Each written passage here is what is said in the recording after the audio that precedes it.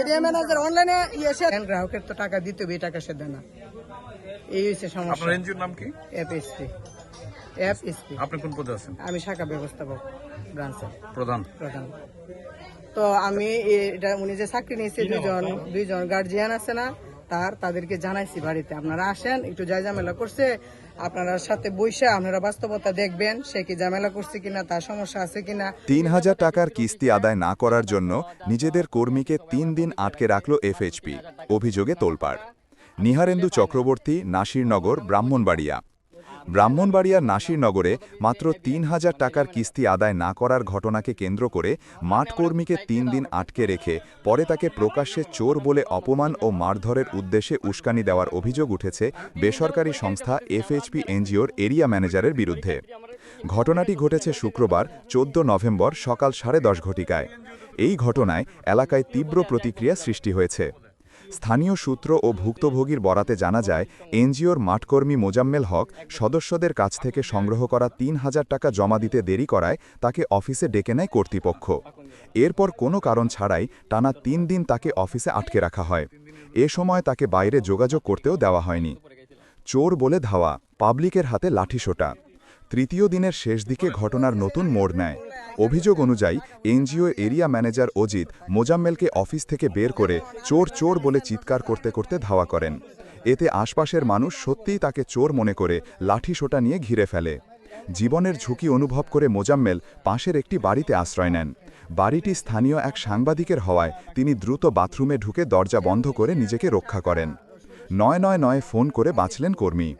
মোজাম্মেল বাথরুমের ভেতর থেকে জরুরি সেবা ৯৯৯ নম্বরে ফোন করে পুলিশের সহায়তা চান। খবর পেয়ে পুলিশ দ্রুত ঘটনাস্থলে গিয়ে তাকে উদ্ধার করে। পরে পুলিশ পরিস্থিতি নিয়ন্ত্রণে নিয়ে এনজিওর এরিয়া ম্যানেজার অজিত দেবনাথ সহ কয়েকজনকে জিজ্ঞাসাবাদের জন্য নাসিরনগর থানায় নিয়ে যায়। এনজিওর শাখা ব্যবস্থাপক অভিযোগ অস্বীকার। এ বিষয়ে কথা বলতে গেলে এফএইচপির স্থানীয় কর্মকর্তারা অভিযোগ অস্বীকার করেন। তাদের দাবি, টাকা জমা দেওয়ার বিষয়ে ভুল বোঝাবুঝির কারণে তাকে অফিসে রাখা হয়েছিল, আমরা কাউকে আটকে রাখিনি। তবে ভুক্তভোগী মোজাম্মেল বলেন, ৩ দিন আটকে রেখে শেষে আমাকে চোর বানিয়ে মার খাওয়ানোর প্ল্যান ছিল। না হলে এরিয়া ম্যানেজার এভাবে রাস্তায় চোর চোর করে চিৎকার করার মানে কি? আইনি প্রস্তুতি। পুলিশ জানিয়েছে অভিযোগ খতিয়ে দেখা হচ্ছে, প্রয়োজন হলে আইনগত ব্যবস্থা নেওয়া হবে। আপনার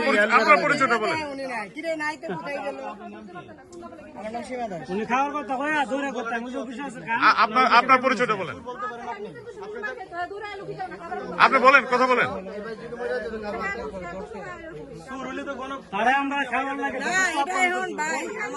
আপনার পরিচয়টা বলেন না। ঠিক আছে, কি ঠিক আছে?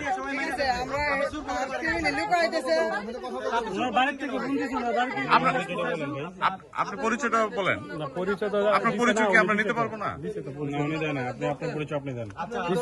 উনি তো ভুলও বলতে পারেন। না ঠিক আছে। উনি যদি আপনারা বলে চোর, আপনি উনি যদি আপনারা চোর বলে আপনি চোর হয়ে যাবেন। না হলে ওনারা আমি ধরতে পারি না, কি করবো? মুরাদের করে আমাই আছে গা, মুরাদের করে যখন সে আমাইছে, আমার পর তখন আমি আই মানুষের মারতাইছে, পরে আমি দিয়ে কি মারতে না, সাংবাদিকের পাইতেছে, আজকাল এর বাড়ির মধ্যে মারামারি হয়। ম্যানেজারে কইতেছে কইটা চুর মোবাইল চুর টাকা চুর কইতেছে, মোবাইল চুর টাকা চুর। প্রথমে আমি ঘরের পিছনে বই আসলাম, আটটা কইতেছে চুর জায়গা করলাম, কি চুর, মোবাইল চুরি করছে, টাকা চুরি করছে। টাকা চুরি করার পরে না সাংবাদিকের বাড়ির সামনে এসে যখন আমরা করে বেড়াই দিছি, সাংবাদিকের ঘরে থামাইছে, তখন সকলে আইসে মারবার লিগে যখন আইসে, তখন দেখে ঘরে প্রাণের বয়ে সাংবাদিকের ঘরের ভিতরে এসে আমাইছে। আমার কথা আমি লাঠি ফেলে সপ্তাহ ফিরাইছি, বড় বাস ফিরেছে। আধা ঘন্টা পর ম্যানেজারে কইতে শুন না, আমার সদস্য হই, যে বলছে সে আগে চোর বলছিল। হ্যাঁ, সেও আগে চুর বলছে। আমার রুটিন দেয় ওরা দিয়ে তার আমার পরীক্ষা না